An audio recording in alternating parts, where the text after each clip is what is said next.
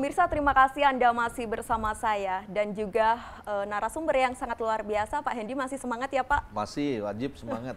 Tadi masih ada PR yang belum dijawab Pak pertanyaannya. Apa itu? Strategi wisata yang berada di lahan perhutani dan juga taman nasional seperti Pantai Pampuma dan juga Bandialit. Langkah apa yang akan diambil oleh Pemkab Jember Pak Hendy? Saya 2 bulan yang lalu kami sudah membuat MOU dengan perhutani. Dengan kehutanan di Jakarta.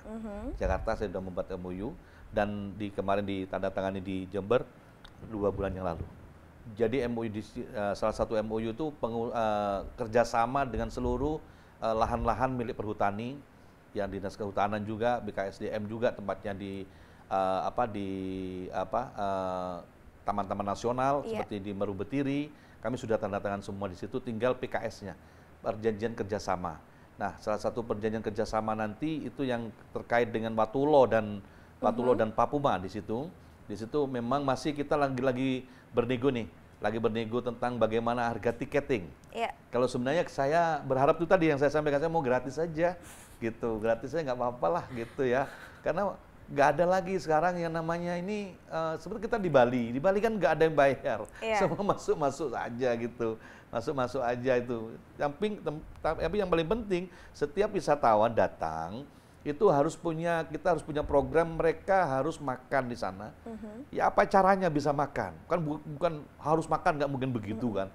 Tapi bagaimana itu makan bisa menarik, bersih, murah, bisa terjangkau, dan pulang bawa oleh-oleh, harus bawa oleh-oleh. Bagaimana caranya? Nah itu tanggung jawab kita ini. Bukan memaksakan kehendak ini beli ini syarat, enggak.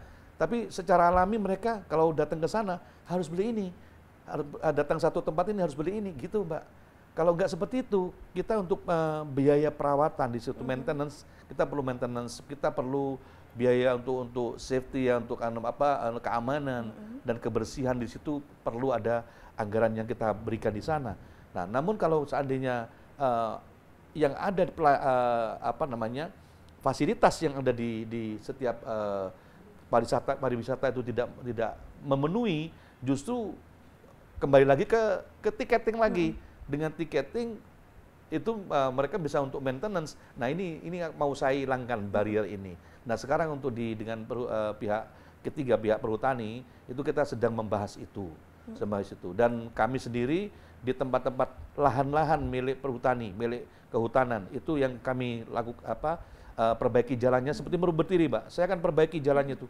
Kalau nggak salah itu habis sekitar anggaran 14,5 miliar itu. Seluruh jalan, nanti kalau Mbak Prima ke Meru Betiri, pakai motor aja berani sudah. Jalannya bagus sekali nanti.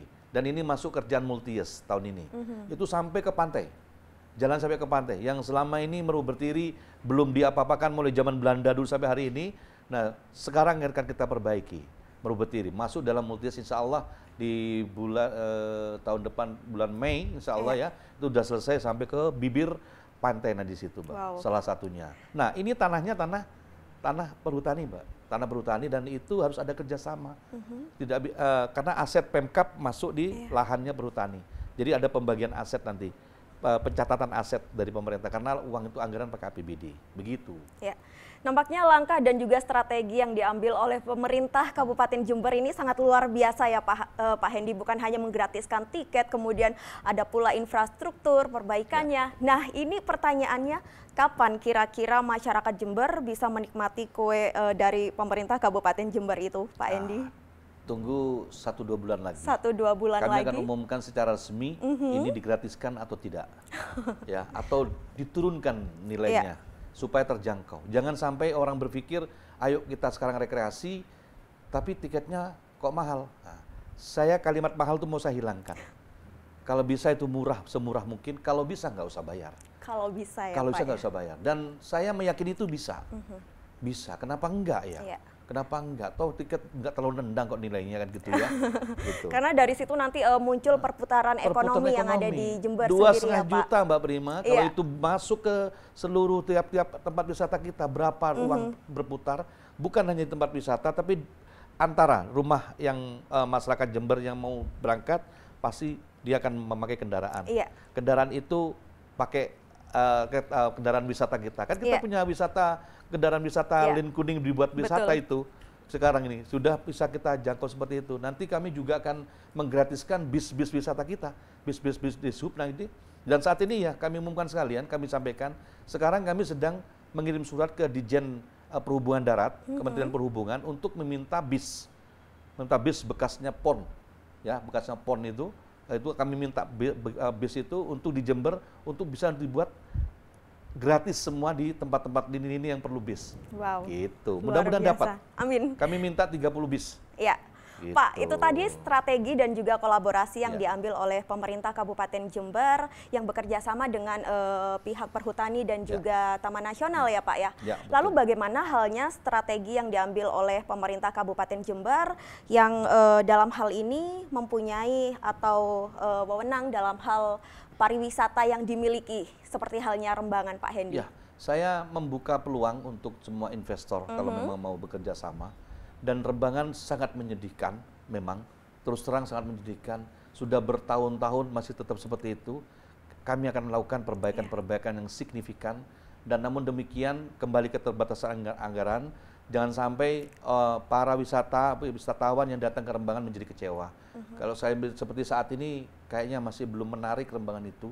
Ya, namun demikian yakinlah 1-2 bulan ke depan Rembangan akan berubah dan akan menjadi tempat yang sangat cukup lumayan untuk mumpuni. Mari datang ke Rembangan. Sebagai untuk cinta ke Rembangan, Mbak, kami mengajak serta teman-teman OPD apabila mau meeting, rapat, masyarakat sekitar rapat di Rembangan, meeting di Rembangan. Kami sudah seperti itu. Kami akan berusaha keras memutar duit yang ada di Jember ini sekencang mungkin agar tercipta nanti kualitas yang bagus, ya, mutu yang bagus, dan itu akan menggerakkan perekonomian yang cepat. Ya, jadi beberapa tempat di lokasi-lokasi lain yang milik Pemkab Jember ini masih bisa untuk dikerjasamakan.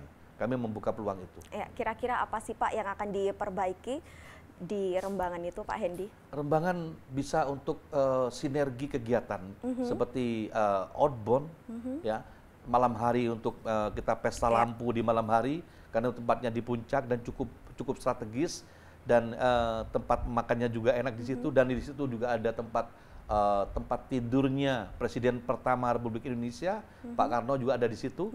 Tempat-tempat yang menarik di situ, Mbak.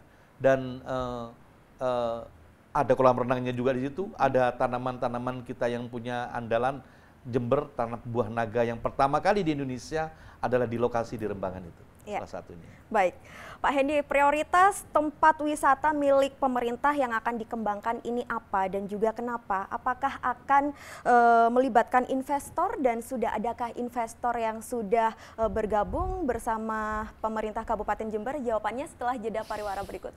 Pemirsa jangan kemana-mana karena sesaat lagi kami akan segera kembali.